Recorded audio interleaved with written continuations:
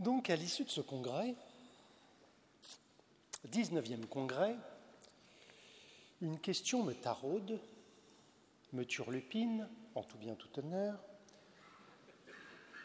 Vu l'immense succès de ce dernier, mais comment va faire la Nouvelle-Aquitaine pour faire encore mieux en 2020 ? Je crois qu'ils ont relevé le défi.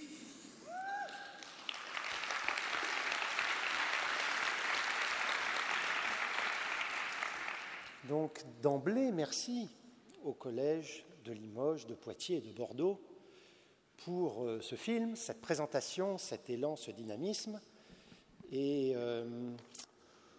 je crains que ça soit encore mieux en 2020.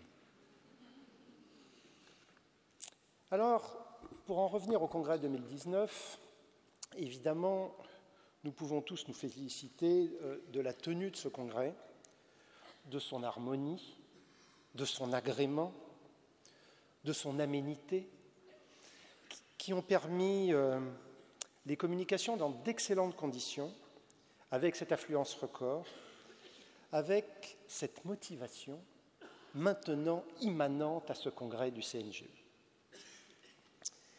Ces temps forts, la grande plénière, la plénière du conseil scientifique, les plénières de recherche, de pédagogie, de la revue exercée, n'occultent pas, et les grands témoins y faisaient allusion, à la profusion, à la richesse de toutes les communications qui ont été présentées et discutées dans ces murs depuis plus de 50 heures.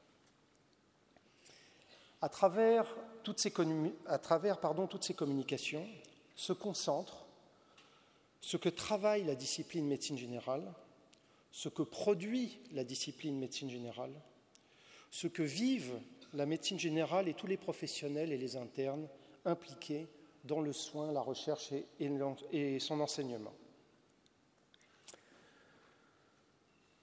Je voudrais, et je constate avec un grand bonheur, que ce congrès maintenant est un facilitateur, est un catalyseur, est un bâtisseur, est un novateur, est un éducateur, est un précurseur. Demain, ce n'est plus 2000 participants qui viendront ici, mais nous devrons avoir, et la Nouvelle-Aquitaine a relevé le défi, 3000, 4000, 5000 participants.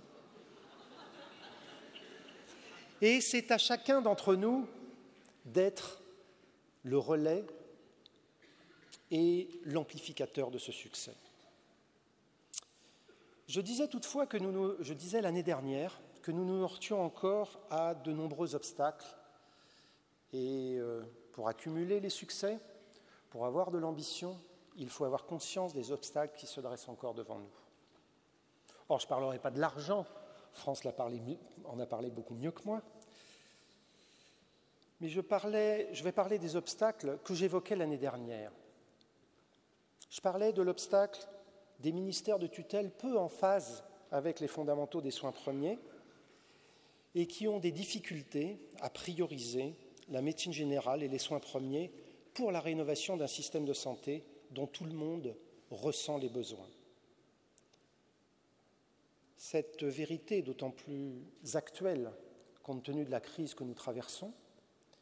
Et si la médecine générale est aujourd'hui très attachée à l'hôpital public, à son financement et à ses investissements, elle est très attachée à la rénovation d'un système où actuellement le financement hospitalier consomme la plupart des ressources et où la seule baisse observée des dépenses de santé est celle relative aux professionnels de la médecine générale.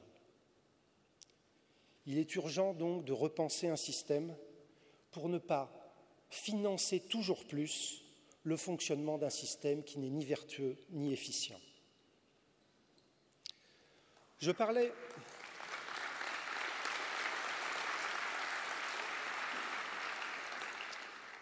l'année dernière des agences de santé, et notamment la HAS, je disais l'année dernière, qui continue à décliner des recommandations pour les médecins généralistes élaborées par ce qu'elle considère comme de vrais experts.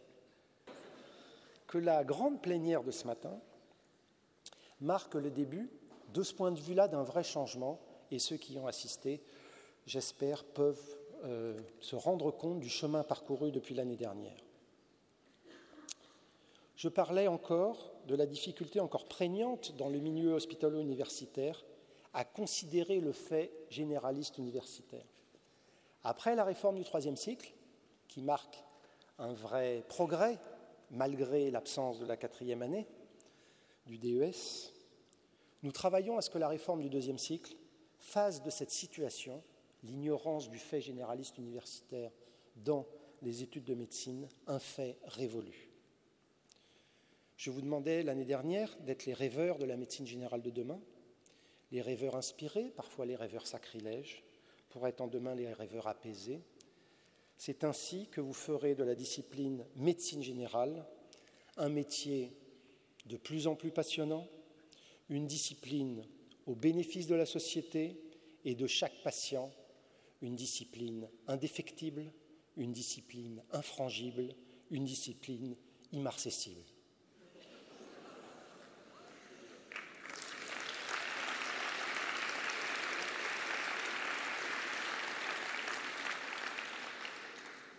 Je vais donc remercier tous ceux qui ont permis le succès du congrès, et je ne vais pas pouvoir les citer. Je vais quand même commencer par remercier les salariés du siège du CNGE qui chaque année sont présents ici. Marie-Flore Hippocrate, Nina Merada, Marilyn Perronnet, Stéphane Solani qui nous ont accompagnés tout au long de ce congrès. Remerciements au bureau exécutif du CNGE qui fait un énorme travail. Xavier Lenné, Catherine Ploton, Christian Gazarossian, Cyril Vartagnan, Olivier Saint-Lary et bien entendu Corinne Perdry et Patrick Imbert qui ont assumé une grosse charge.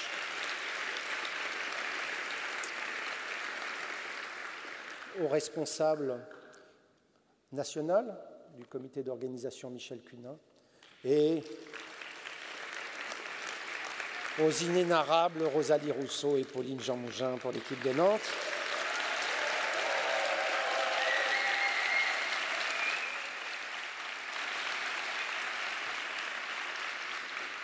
Donc, compte tenu de tout ce que je disais de ce congrès, de sa tenue, de la fluidité dont il était question et de sa richesse, il me reste à remercier, mais alors très, très, très chaleureusement, toute l'équipe de Nantes qui a fait un énorme travail.